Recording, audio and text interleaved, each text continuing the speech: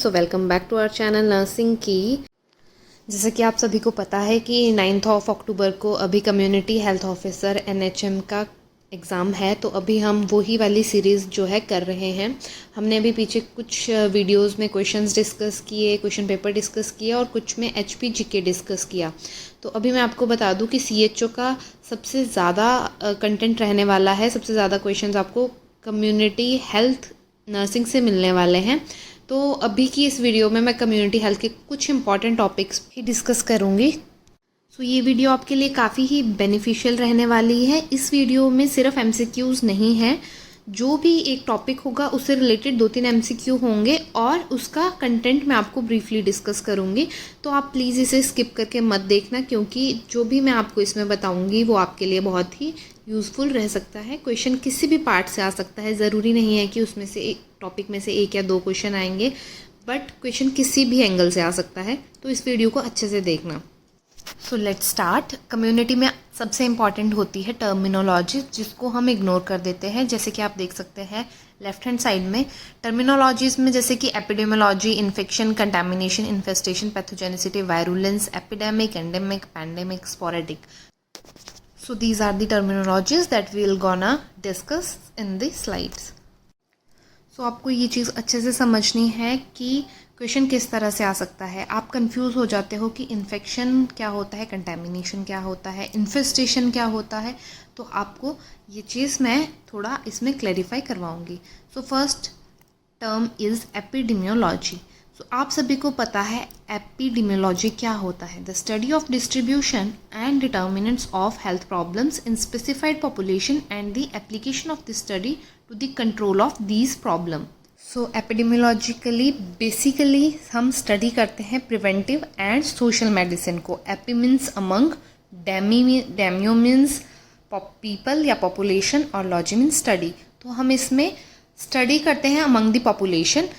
So it means it is basically the science of preventive and social medicine. Epidemiology में epidemiological triad भी आता है, जिसमें host होता है, एजेंट होता है और एनवायरनमेंट होता है। तो इसको हम कहते हैं एडवांस्ड एपिडेमियोलॉजिकल ट्रायड, जो कि हमारे पास ट्रायंगल है। ट्रायंगल के टॉप में हम मेंशन करते हैं होस्ट, और लेफ्ट साइड पे एजेंट और राइट साइड पे environment. So this is the epidemiological triad. And next is infection. Infection is the entry and development of infectious agent in the body. In means inside and facta means organism or pathogen. So कोई भी pathogen या infectious agent अगर entry करता है body में और वहीं पे डेवलप होता है, तो हम उसे इन्फेक्शन कहते हैं। नेक्स्ट टर्म आती है हमारे पास contamination. So contamination is the presence of an infectious agent in the body surface in clothes, bedding, toys, instruments or an other articles, for example water, milk and food. तो एक चीज़ मैं बता दूं कि infection और कंटेमिनेशन में एक difference होता है। जैसे कि हम कहते हैं कई बार अगर हम पेशेंट को टच करके आते हैं तो हम ये कहते हैं कि हमारे हाथ इन्फेक्टेड है। It is not infected, it is contaminated. अगर हम किसी चीज़ को टच करते हैं, कोई क्लोथिंग है, कोई बेडिंग है, उसको टच करते हैं तो हम कहते हैं ये इन्फेक्टेड है, इसमें ब्लड लगा है या इसमें कोई भी बॉडी फ्लूइड लगा है। तो it is not infected, it is contaminated. तो जैसे अगर कोई भी इन्फेक्शियस एजेंट हमारी बॉडी में एंटर कर गया है तो हमें उसे इन्फेक्शन कहेंगे, और अगर कोई भी इन्फेक्शियस एजेंट किसी बॉडी सरफेस पे प्रेजेंट है तो हम उसे कंटामिनेशन कहेंगे। सो ये था infection and contamination. Next is infestation. So it means अगर कोई भी ऑर्थ्रोपॉड है, वो उसकी लॉजमेंट, डेवलपमेंट या रिप्रोडक्शन कहाँ पे होती है, on the surface of the body, जैसे कि लाइस इन्फेस्टेशन. सो जो ये ऑर्थ्रोपॉड्स होते हैं वो ब्लड में नहीं प्रेजेंट होते, वो हमारे गट में प्रेजेंट होते हैं, जैसे कि लाइस इन्फेस्टेशन. लाइस इन्फेस्टेशन में लाइसिस कहाँ पे प्रेजेंट होती है, on the surface of our head. So this is infestation. बस 2 और टर्म्स है जिसको हम, एक है हमारे पास पैथोजेनिसिटी, एक है हमारे पास वायरुलेंस. सो सबसे पहले पैथोजेनिसिटी क्या होता है. Pathogenicity means ability of micro organism to cause a disease is called pathogenicity. Next is virulence. So virulence का मतलब होता है degree of pathogenicity. हम पैथोजेनिसिटी में देखते हैं कि माइक्रो ऑर्गेनिज्म के पास कितनी एबिलिटी है डिजीज़ कॉज करने की, और वायरुलेंस क्या होता है, डिग्री ऑफ पैथोजेनिसिटी। एक एग्जांपल लेते हैं हम पोलियो का जो टाइप 1 एंड टाइप 2 होता है उसके पास एबिलिटी होती है डिजीज़ कॉज करने की, हम उसको पैथोजेनिसिटी कहेंगे। और जो टाइप 3 है जिस पैरालिटिक पोलियो, वो most form of severe disease है। जो टाइप 3 है वो मोस्ट वायरुलेंट है इन तीनों के मुकाबले। तो नेक्स्ट हम डिस्कस करेंगे endemic, epidemic, pandemic and sporadic disease हम किसे कहते हैं। सबसे पहले हम एंडेमिक देखते हैं किसे कहते हैं। एंडेमिक डिजीज़ मीन्स यूजुअल और expected frequency of disease with in the given geographical area और पॉपुलेशन ग्रुप। सबसे पहले हम जब भी 3rd ईयर 4th ईयर में जब भी हम एंडेमिक पढ़ते थे तो अपने दिमाग से निकाल दीजिए, एक जियोग्राफिकल एरिया है, गिवन पॉपुलेशन है, गिवन जियोग्राफिकल एरिया, ऐसा कुछ भी नहीं है। तो आपको सिर्फ टर्म्स पे फोकस करना है। जैसे कि मैंने कहा एंडेमिक डिजीज़ क्या है, यूजुअल और एक्सपेक्टेड फ्रीक्वेंसी ऑफ डिजीज़। ये एक्सपेक्टेड फ्रीक्वेंसी क्या है, प्रीवियस ईयर में किसी पर्टिकुलर डिजीज़ के कितने केसेस हुए थे। फॉर एग्जांपल अगर हम देखते हैं डेंगी का एग्जांपल कि डेंगी के पिछले साल कितने केसेस थे, तो उसको हम बोलेंगे एक्सपेक्टेड फ्रीक्वेंसी, कि हमारे पास एक्सपेक्टेड फ्रीक्वेंसी कितनी है। अगर मान लो हमें देखना है कि हिमाचल प्रदेश में 2021 में डेंगी के कितने केसेस थे, तो हम देखेंगे एक्सपेक्टेड फ्रीक्वेंसी हमारे पास हुई, हम पिछले साल के केसेस देखेंगे कितने थे। तो हमारे पास अगर 101 टोटल केसेस थे पिछले साल, तो हमारी एक्सपेक्टेड फ्रीक्वेंसी है 101। आपको इतना समझ आ गया कि एक्सपेक्टेड फ्रीक्वेंसी क्या होती है, जो भी प्रीवियस ईयर के केसेस होते हैं। अगर ये प्रीवियस ईयर के केसेस सेम हुए या फिर कम हुए तो हम उसे कहेंगे एंडेमिक, और अगर ये केसेस ज़्यादा होते हैं प्रीवियस ईयर से तो हम इसे कहते हैं एपिडेमिक। मैं आपको एग्जाम्पल के साथ समझाती हूँ, ध्यान से सुनना। एक साइड आप लिख दो एंडेमिक, फिर लिखो एपिडेमिक। एंडेमिक के अगर हम बात करते हैं तो हमने देखा था कि HP में 2021 में डेंगी के 101 केसेस थे। अगर हमारे पास 2022 में इस साल एक्सपेक्टेड फ्रीक्वेंसी 101 से कम होते हैं, मान लो 98 होते हैं या सेम होते हैं 101 ही होते हैं, तो हम उसे कहेंगे एंडेमिक डिजीज़। अगर ये केसेस हमारे पास 101 से ऊपर होते हैं, एपी मीन्स अबव, अगर 102 होते हैं, 103 होते हैं या 101 से कहीं जितने मर्जी ज़्यादा हो, तो हम उसे कहेंगे एपिडेमिक। इससे रिलेटेड एक नीचे क्वेश्चन है, इस क्वेश्चन को आप देख सकते हो। Occurrence in the community of a number of cases of disease that is unusually large or unexpected, A endemic, B epidemic, C pandemic, D infection। तो आपको क्लियरली पता होना चाहिए कि यह कहा है इसमें कि यूजुअली लार्ज है और अनएक्सपेक्टेड है। अनएक्सपेक्टेड मतलब एक्सपेक्टेड फ्रीक्वेंसी से ज़्यादा है, अनएक्सपेक्टेड है, तो इसका ऑप्शन होगा epidemic. Correct option is B. Next है हमारे पास pandemic disease and epidemic, usually affecting a large proportion of population over a large geographical area such as nation. जैसे कि आपके पास अभी करंट जो हमारे पास एग्जांपल है वो है कोरोना का, तो that was a pandemic disease. Next है sporadic. Sporadic means the cases occur irregularly और haphazardly from time to time and generally infrequently.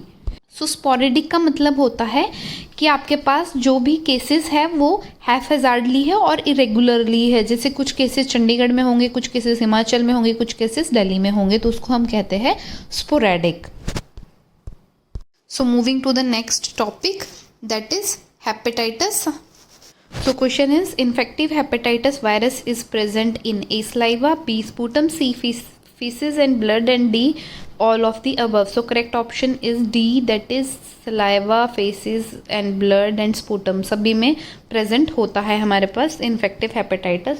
हम हेपेटाइटिस ए को और क्या कहते हैं, हम इसे कहते हैं epidemic jaundice.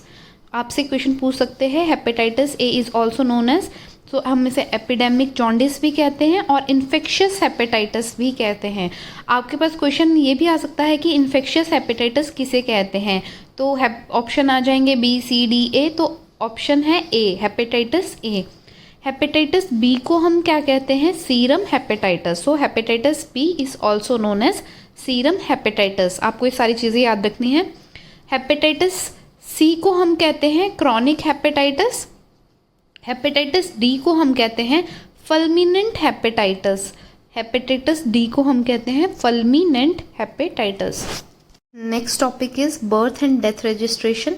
Registration of birth to be done within A 7 days, C 21 days, B 15 days, D 30 days. Correct option is C 21 days. As per the Birth and Death Registration Act, all births are registered within the period of 21 days. So question दोनों same है लेकिन अलग तरीके से पूछे गए हैं, तो आपको चीज़ें ध्यान में रखनी है कि क्या पूछा है। तो बर्थ और डेथ दोनों कितने टाइम पे रजिस्टर्ड होनी चाहिए? 21 डेज में। नेक्स्ट है क्लोरिनेशन मेथड, बहुत ही इंपॉर्टेंट टॉपिक है, सो आप इसको प्लीज़ ध्यान से सुने। So this is very common method and greatest advantage. So ये फाइनल स्टेप होता है प्योरीफिकेशन मेथड का, और ये किल करता है पैथोजेनिक बैक्टीरिया को, बट स्पोर्स को नहीं किल करता है। ये वायरसेस को यूजुअल डोजेस से भी नहीं किल करता है, उसके लिए हमें हाई डोज यूज़ करनी पड़ती है। सो इम्प्योर वाटर कैसा होता है? एल्केलाइन इन नेचर होता है। सबसे इम्पॉर्टेंट है हमारे पास क्लोरीन। सो क्लोरीन की हमारे पास टैबलेट जो होती है वो होती है 500 mg क्लोरीन टैबलेट, जिसको हम 20 लीटर ऑफ वाटर के लिए यूज़ करते हैं। क्लोरीन को हम डिवाइड करते हैं दो चीज़ों में, एक होता है हाइपोक्लोरिक एसिड, एक होता है हाइपोक्लोरस एसिड। हाइपोक्लोरिक एसिड का हाई ऑक्सीडेशन स्टेट होता है और हाइपोक्लोरस एसिड का लोअर ऑक्सीडेशन स्टेट होता है।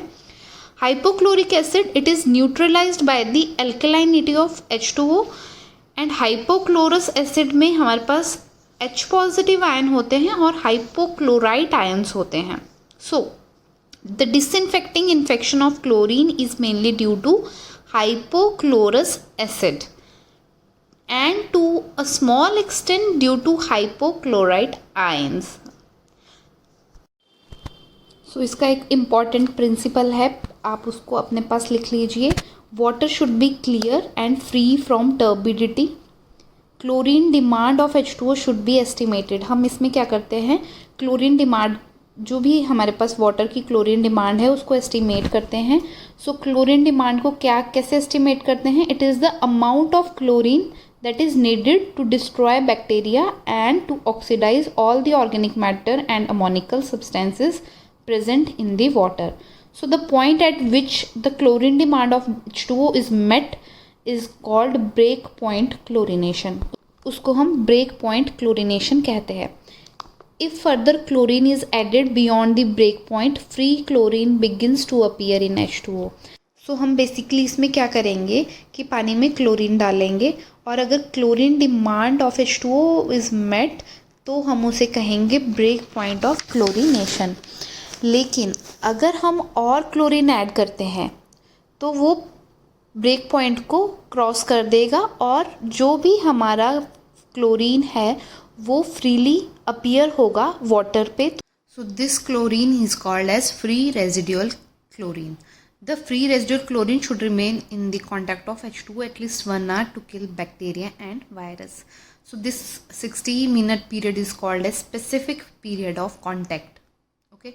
So level of free residual chlorine, जैसे कि ड्रिंकिंग वाटर की हम बात करें तो उसमें 0.5 mg पर litre, post disaster water bodies की अगर हम बात करें तो 0.7 mg पर लीटर, एंड स्विमिंग पूल में 1 mg पर लीटर होना चाहिए।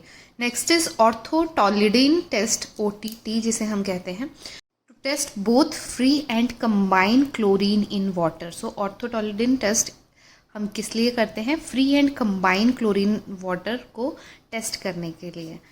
है ब्लीचिंग पाउडर। ब्लीचिंग पाउडर को हम क्लोरिनेटेड लाइम भी कहते हैं। It is use to disinfect water, faeces and urine. So strength इसकी होती है 1 to 3%। और ड्रॉबैक्स क्या होते हैं इसके कि it is an unstable compound, it loses it's chlorine content when it is stored. और अगर 1000 लीटर ऑफ वाटर को डिसइंफेक्ट करने के लिए हमारे पास कितना ब्लीचिंग पाउडर यूज़ होता है? That is 2.5 grams। And action इसका रैपिड होता है और ये कंटेन करता है 33% of available chlorine. So chlorine content कितना होता है ब्लीचिंग पाउडर में, दैट इज़ 1/3. सो अगर हम फर्स्ट क्वेश्चन देखें तो यही है कि the amount of bleaching powder required to disinfect 1000 litre of water, A 1.5 grams, B 2.5 grams, C 3.5 grams, D 4.5 grams. So option B, that is 2.5 grams is the correct option. Next question है hardness of water can be cause due to. तो हमने hardness वाला भी पढ़ा नहीं है. हम next question देखते हैं. That is free and combined chlorine in water can be determined using. So हमने ये पढ़ा था. That is orthotolidine test. So OTT is used to test the free and combined chlorine in water. अगर हम hardness of water की बात करें तो it is due to high mineral content and soap destroying power of water. Mainly इसमें calcium and magnesium होता है. दो तरह का होता है, टेम्परेरी एंड परमानेंट. टेम्परेरी में कार्बोनेट हार्डनेस होती है, परमानेंट में calcium, magnesium, sulphate and chloride involve होते हैं. सो this is the hardness of water. अगर हम क्वेश्चन देखें तो क्वेश्चन में पूछा था कि hardness of water can be caused due to A chloride, B sulphate, C nitrates, D all of the above. So all of the above is the correct option, क्योंकि हमने पढ़ा था calcium, magnesium, sulphate, chloride, nitrates, ये सब जो है cause करते हैं hardness of water.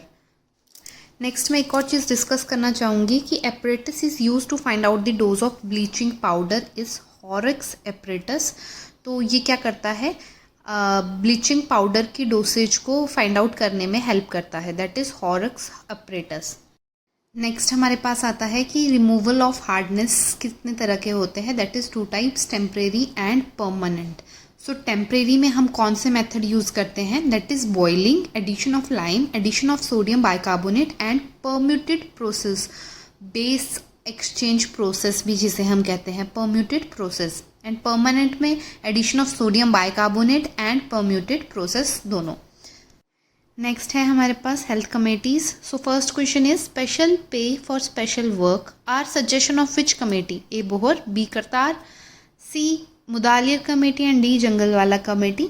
So option D is the correct option. And next is question 3-tier system of health care delivery in rural area based on the recommendation of A Bhore, B Mudaliar, C Srivastava and D Kartar Singh committee. So option C Srivastava committee is the correct option. So सबसे पहले Bohr committee की बात करते हैं. Bohr committee 1946 में आई थी. Sir Joseph Bohr इसके chairman थे, जिसको हम health survey and development committee भी कहते हैं. और इसमें integration of preventive and curative services के बारे में भी फोकस किया गया था. नेक्स्ट हमारे पास आती है मुदालियर कमेटी. मुदालियर कमेटी 1962 में आई थी. सर A लक्ष्मण स्वामी मुदालियर ने इसको चेयरमैन थे. And health survey and planning committee भी इसे कहते हैं. नेक्स्ट हमारे पास आती है चड्ढा कमेटी. सो चड्ढा कमेटी 1963 में आई थी, जिसके चेयरमैन डॉक्टर MS चड्ढा थे. नेक्स्ट आती है मुखर्जी कमेटी, जो 1965 और 1966 में आई थी, जिसके चेयरमैन थे श्री मुखर्जी. नेक्स्ट है हमारे पास जंगलवाला कमेटी, जो 1967 में आई थी, जिसके चेयरमैन डॉक्टर नौशिन जंगलवाला थे, और इसे committee of integration of health services भी कहा जाता है. नेक्स्ट हमारे पास आती है करतार सिंह कमेटी, जो 1978 में आई थी. बहुत ही इंपॉर्टेंट है. इसमें mainly multipurpose worker under health and family planning पे फोकस किया था. इस कमेटी में मेनली ANM को कन्वर्ट किया था मल्टीपर्पज़ वर्कर्स में, और 1 PHC फॉर 50,000 पॉपुलेशन के लिए होना चाहिए. Male and female health supervisor भी होने चाहिए. नेक्स्ट हमारे पास आता है श्रीवास्तव कमेटी, जो 1975 में आई थी, और इसमें mainly group on medical education and support manpower पे फोकस किया था. 2 और क्वेश्चन है हमारे पास कमेटीज़ पे. फर्स्ट है the committee that appoint to survey the progress made in the field of health since submission of Bhore committee report was. A Chadha committee, B Mudaliar committee, C Kartar Singh committee, D Srivastava committee. Correct option है हमारे पास B Mudaliar committee. Next question है replacing of ANMs by the female health worker, basic health workers, vaccinator, health education assistant by the male health workers were recommendation of ये हमने अभी पढ़ा। Kartar Singh committee इसका correct option है। करतार सिंह कमेटी में हम ANM को कन्वर्ट किया गया था मल्टीपर्पज़ हेल्थ वर्कर्स में, ये हमने अभी पढ़ा है। That's all about the committees. Next है हमारे पास बहुत ही इंपॉर्टेंट टॉपिक जो है कोल्ड चेन। कोल्ड चेन को भी मैं ब्रीफली डिस्कस करूँगी। सो फर्स्ट क्वेश्चन है ILR स्टैंड्स फॉर, तो ये सबको पता होगा। इसका करेक्ट ऑप्शन है C, आइस लाइन रेफ्रिजरेटर। सो इसमें क्या क्या चीज़ें इंपॉर्टेंट रहती है वो मैं अभी बताती हूँ। नेक्स्ट क्वेश्चन है cold chain equipment used at outreach sites is A, cold box, B, vaccine carrier, C, ice pack, D, freezers. So correct option है freezer. So cold chain mainly हम यूज़ करते हैं वैक्सीन को store करने के लिए और ट्रांसपोर्ट करने के लिए। सो इसमें अलग अलग तरह के होते हैं, जैसे कि walk in cold room, large deep freezers और आइस लाइन रेफ्रिजरेटर, जिसको ILR भी कहते हैं। तो ILR हमारे पास दो तरह के होते हैं, large and small. Cold boxes वाला टॉपिक बहुत इंपॉर्टेंट है। कोल्ड बॉक्सेस में हमारे पास दो तरह के आते हैं, एक होता है वैक्सीन कैरियर और एक होता है डे कैरियर। तो आपको पता होना चाहिए कि वैक्सीन कैरियर में कितनी वायल्स जाती है और डे कैरियर में कितनी वायल्स जाती हैं। आपसे क्वेश्चन पूछ सकते हैं कि वैक्सीन कैरियर में टोटल कितनी वायल्स होती है। तो वैक्सीन कैरियर में 16 to 20 वायल्स होती है, जिसमें 4 आइस पैक्स होते हैं, और डे कैरियर में 6 to 8 वायल्स होती है, जिसमें 2 आइस पैक होते हैं। तो वैक्सीन कैरियर बड़ा होता है, जिसमें +2 to 8 डिग्री सेल्सियस टेम्परेचर जो है मेंटेन किया जाता है। 48 to 72 आवर्स के लिए इसमें हमारी वैक्सीन स्टोर रहती है। कोल्ड चेन में मेनली दो तरह की वैक्सीन स्टोर की जाती है। कुछ जो है वो डीप फ्रीज़र में स्टोर होती है, कुछ जो है कोल्ड पार्ट में जो है स्टोर होती है। तो डीप फ्रीज़र में कौन सी स्टोर होती है, that is OPV and measle, जिसको हम -20 to -40 डिग्री सेल्सियस के टेम्परेचर में जो है स्टोर करते हैं। नेक्स्ट हमारे पास आता है कोल्ड पार्ट, जिसको हम T सीरीज़ भी कहते हैं, जिसका टेम्परेचर +2 to 8 डिग्री सेल्सियस होता है। इसमें हमारे पास TT, DPT, DT, hepatitis B, diluents और BCG। After opening we will use this for 4 hour. तो हम BCG 4 आवर तक के लिए यूज़ कर सकते हैं, और मेज़ल जो है हमें 1 घंटे के अंदर ही यूज़ करनी पड़ती है। सो नेक्स्ट है हमारे पास primary health care. So population norm for a PHC is A, 5,000 at plain area and 3,000 at hilly area, B, 30,000 at plain area, 50,000 at hilly area, C, 20,000 at hilly area and 30,000 at plain area, D, 3,000 at plain area and 5,000 at hilly area. So इसका correct option है C, 20,000 at hilly area and 30,000 at plain area. सो अगर हम primary health care की बात करें तो इसका principal होता है कि हमें इक्विटेबल डिस्ट्रीब्यूशन करनी है, community participation, intersector coordination and appropriate technology जो है वो यूज़ करनी है। और क्वेश्चन में आपने देख ही लिया कि इसमें पॉपुलेशन कितनी कवर करनी होती है, 30,000 इन जनरल, और हिली एरिया में 20,000 जो है हमें कवर करनी है। PHC सेंटर जो है इसमें हमारे पास स्टाफ टोटली 14 रहता है, जिसमें से 27 विलेजेस को ये कवर करता है, और PHC 6 बेडेड होता है। अगर हम सब सेंटर की बात करें तो सब सेंटर 4 विलेजेस को कवर करता है, जहाँ पे 3 स्टाफ मेंबर्स होते हैं। एंड अगर पॉपुलेशन की बात करें तो 5,000 इन जनरल और 3,000 इन हिली एरिया जो है ये कवर करता है। CHC की बात करें तो CHC 133 विलेजेस को कवर करता है, और इसमें स्टाफ होता है 25 male and female health workers होते हैं। 80,000 to 1.2 लाख जो है ये पॉपुलेशन कवर करता है, एंड CHC 30 बेडेड हॉस्पिटल होता है। ऐसे ही और भी कम्युनिटी के बहुत ही इंपॉर्टेंट टॉपिक है, तो आपको मैक्सिमम जो पार्ट रहने वाला है CHO के लिए वो कम्युनिटी से रहेगा, तो कम्युनिटी को भी अच्छे से पढ़ लेना। सो न्यूट्रिशन का भी थोड़ा मैं डिस्कस करना चाहती थी, तो नेक्स्ट वीडियो में डिस्कस करेंगे। आज के लिए इतना ही, कल मिलेंगे। Bye bye, thank you so much.